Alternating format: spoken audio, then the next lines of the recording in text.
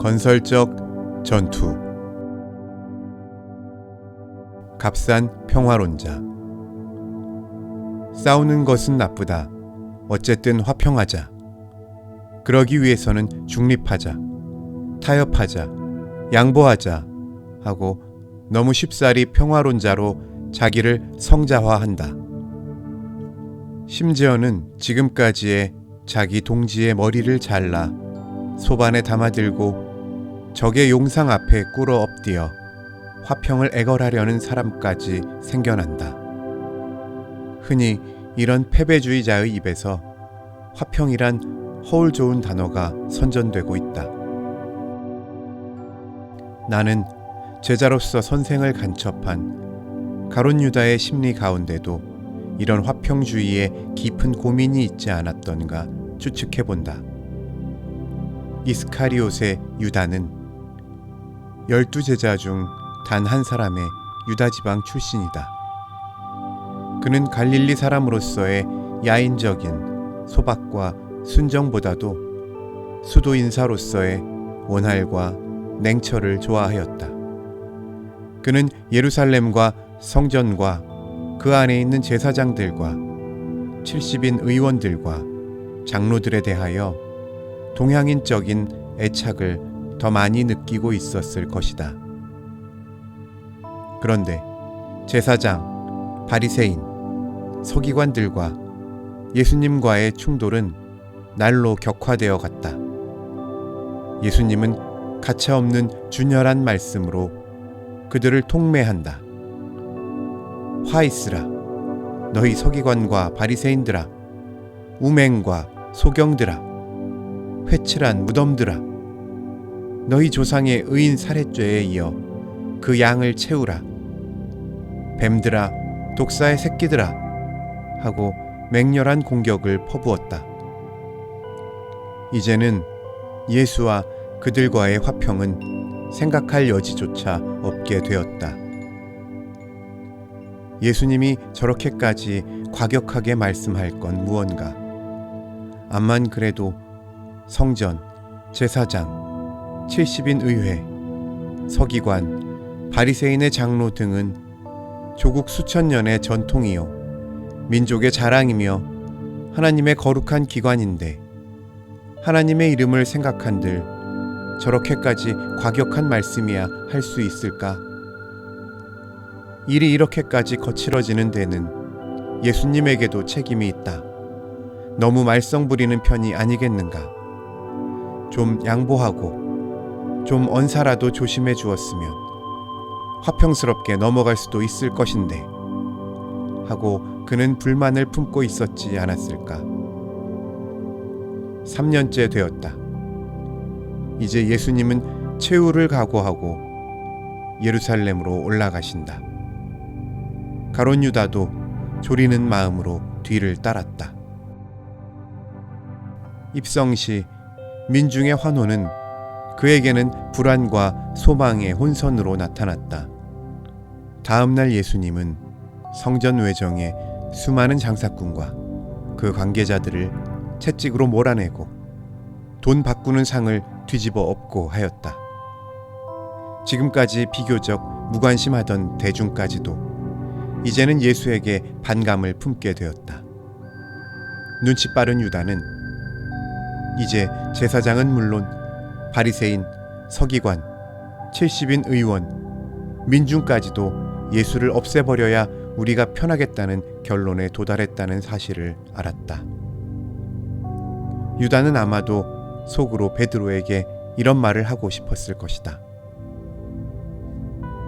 이 예루살렘에 모여든 사람에게 투표시켜 본다면 아마도 80%는 예수를 없애야 된다고 할 것이다. 예수 한 사람만 없어지면 만사가 화평할 터인데 한 사람을 희생시킴으로 많은 사람이 평안함이 좋지 않으랴 하고, 그렇다. 나는 이제 내 살 길을 찾아야 하겠다. 예수 따라다니다가 나까지 봉변당할 필요는 무엇일까? 그렇다. 좀 안 됐지만 나는 화평을 위하여 제사장과 협력할 것이다. 그리하여 그는 새로운 충성의 표적으로 자기 선생을 간첩하였다. 이런 상상은 결코 있을 수 없는 일은 아닐 것이다.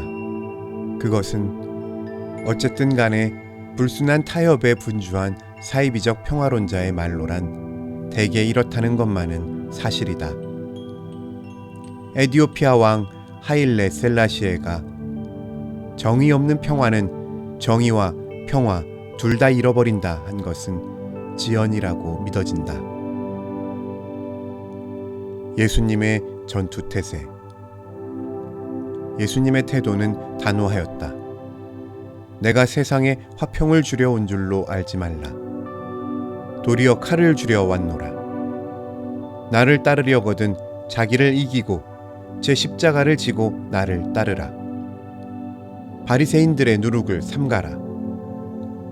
새 술은 새 부대에 넣어야 한다 하시며 자신을 격려하여 겟세마네로 골고다로 십자가에 딱 부닥칠 때까지 1초의 이만도 없이 1촌의 타협도 없이 일로 매진하였다.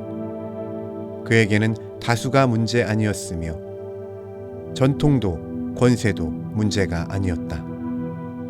그는 다만 진리에 살고 진리에 죽었을 뿐이었다.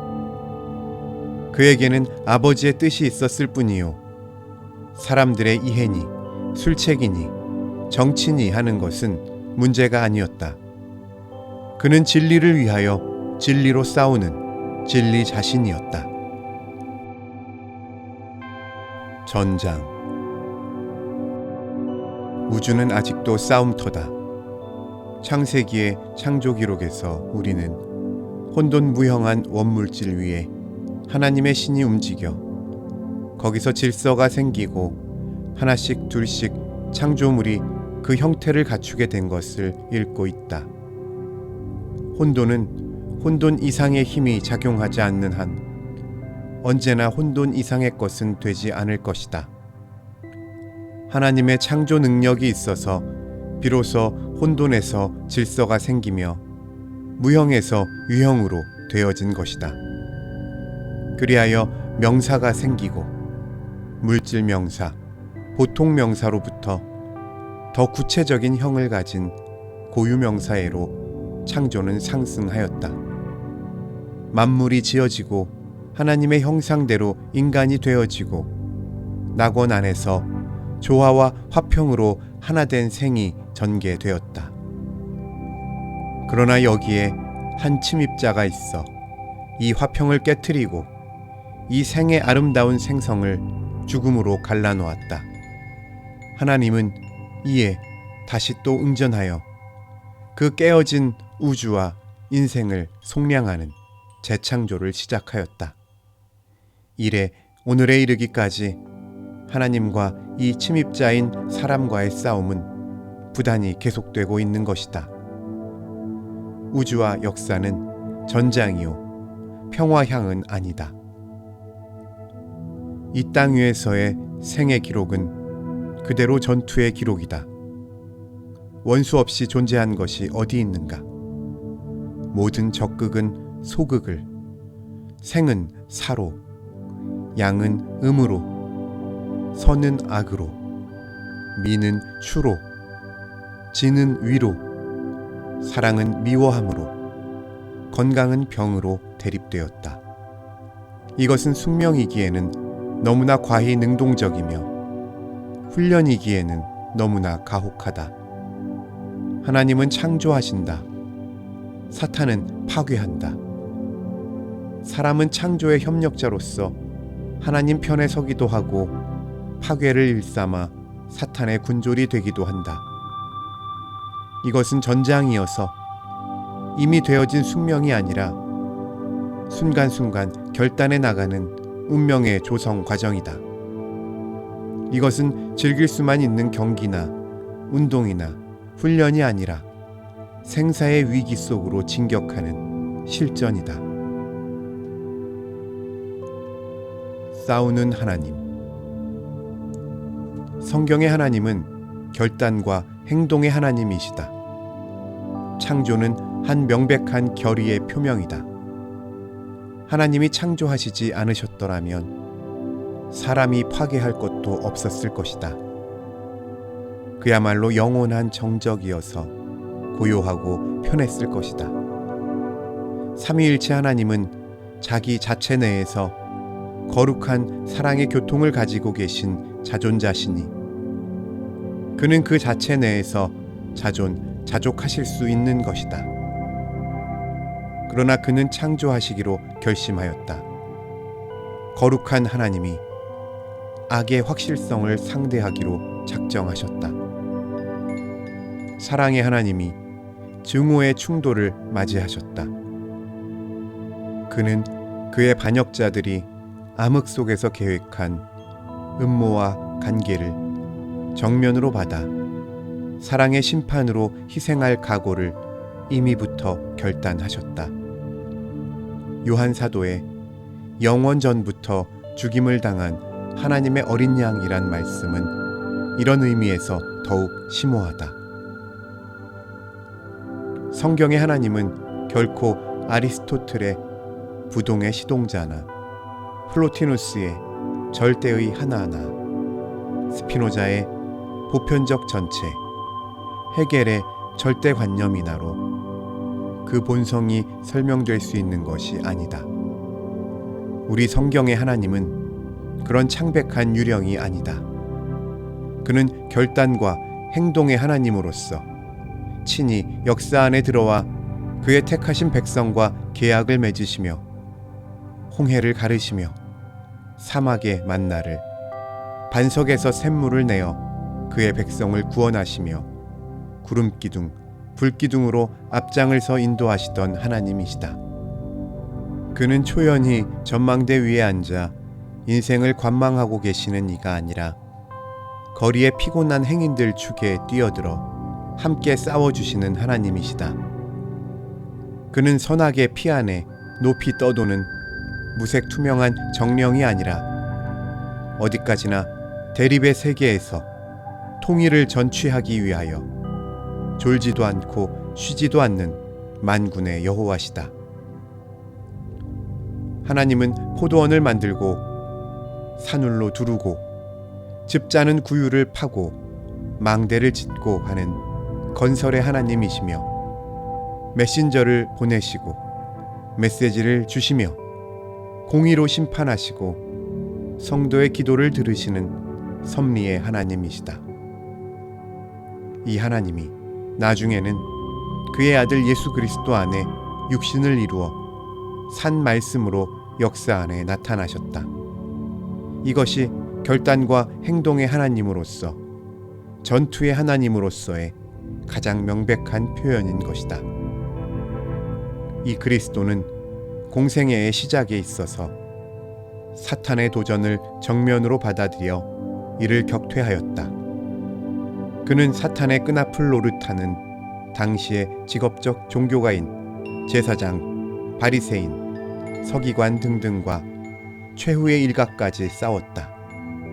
그리하여 그의 의혈의 마감 한 방울까지 다 부어낸 때 이루었다 하고 개가를 외쳤다. 전략. 그의 싸움은 혈육을 상대로 하는 좀된 싸움이 아니었다. 육신은 죽여도 영혼은 죽이지 못하는 그런 불철저한 싸움에 초조한 그는 아니었다. 그의 전략은 원칙에 있어서 온전히 세상 싸움의 그것과는 반대되는 것이었다. 그는 더 많이 죽임으로써가 아니라 더 많이 살림으로써 이기려 하였다. 더 철저한 통제로서가 아니라 더 넓은 자유로서 승리하려 하였다. 심사니, 처단이니 하는 심판으로서가 아니라 사랑의 속량으로서 이기려 하셨다. 그리하여 죄인의 죄벌을 대신 짊어지시고 병자의 질고를 손수 담당하시며 십자가의 순환에서 증오의 극치를 정면으로 맞이하여 그것을 사랑의 극치로 화하시고 암흑의 무덤에 몸을 던져 광명의 부활로 죽음의 성문을 열어 젖히셨다. 이런 심각한 싸움에서 이렇게 철저히 이기신 이는 오직 그이뿐이었다. 그의 일언, 일행에 영원히 전율하였으며 그의 생과 사에서 전 인간성의 운명이 좌우되고 있었다. 복음서에 나타난 그의 전술을 살펴본다면 사탄과 그의 부하에게는 원리 원칙에 의한 참 지혜로 응전하셨다. 악마에게 추종하는 인간들은 성경 말씀의 문자는 외우고 가르치면서 그 원리 원칙에는 안매하였던 것이다. 그들은 괴계와 음모와 거짓 증거 등으로 도전해 왔으나 그리스도는 언제나 진실과 공정과 당당한 공개 논전으로 이에 임하였다. 방황하는 민중에게는 계몽과 자비로 대하였다. 그는 천국 진리를 쉬운 비유로 가르치시며 그때그때 당면하는 사건에서 실물 교수로 깨우치셨다. 전도와 교육으로 그는 그 단순한 무지를 빛 가운데서 밝게 하였다. 그는 자비와 사랑으로 그들을 고치며 격려하여 끝까지 섬기는 사랑으로 대하였다. 그리하여 그는 참을 거짓에게 판다거나 의를 불의에게 굴종시키는 일 없이 선으로 악을 이기셨다. 성신으로 악마를 정복하였다. 우리의 입장은 이렇게 거룩한 전쟁은 계속되고 있다. 온 우주와 역사는 이것이냐 저것이냐로 갈라져 있다. 이것도 저것도 아닌 입장은 없는 것이다. 차든지 덮든지 하라. 미호는 토해질 운명에 있다. 양이냐 염소냐로 갈라지는 것이요 아룻바가에게 또 하나의 입장이 주어지는 것은 아니다. 새인체, 쥐인체 하는 박쥐에게는 빛 가운데 날아다닐 용기가 주어지지 않는다. 예스냐 노냐지.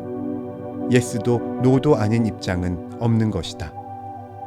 긍정도 부정도 아닌 자는 행동을 정지하지 않을 수 없을 것이며 행동의 정지는 생활의 정지를 의미한다. 같은 사건에 대하여 예스도 좋고 노도 좋다는 것은 판단의 혼돈, 도덕의 무정부 상태를 의미하는 것이어서 그것은 인격의 파산을 가져온다. 우리는 이제 전쟁을 회피할 수 없다. 그것은 모두가 전쟁인 까닭이다. 우리는 하나님 편에 서느냐, 사탄 편에 서느냐의 결단으로 우리의 태도와 행동을 규정하여야 할 부단의 위기를 걷고 있다. 하나님은 건설하시고 사탄은 파괴한다. 하나님은 겸비로 잘해우고 사탄은 교만으로 봉쇄시킨다. 하나님은 사랑으로 협력하게 하고 사탄은 미워함으로 분쟁하게 한다. 하나님은 용서하려 하시나 사탄은 원수를 맺게 한다. 이것은 교회뿐 아니라 일반 사회에도 적용되는 분별이다. 이 싸움의 대세는 이미 그리스도의 승리로 판정되었다. 그러나 아직도 잔적은 그리 약하지 않다. 우리는 이 불가피적 전투에서 비겁해서는 안 된다. 하나님이 우리 편이요 그리스도가 우리의 대장이시고 성신이 우리의 총 참모시다. 그리고 구름같이 둘러싼 성도의 무리가 우리의 동지다. 우리에게는 진군이 있을 뿐이다.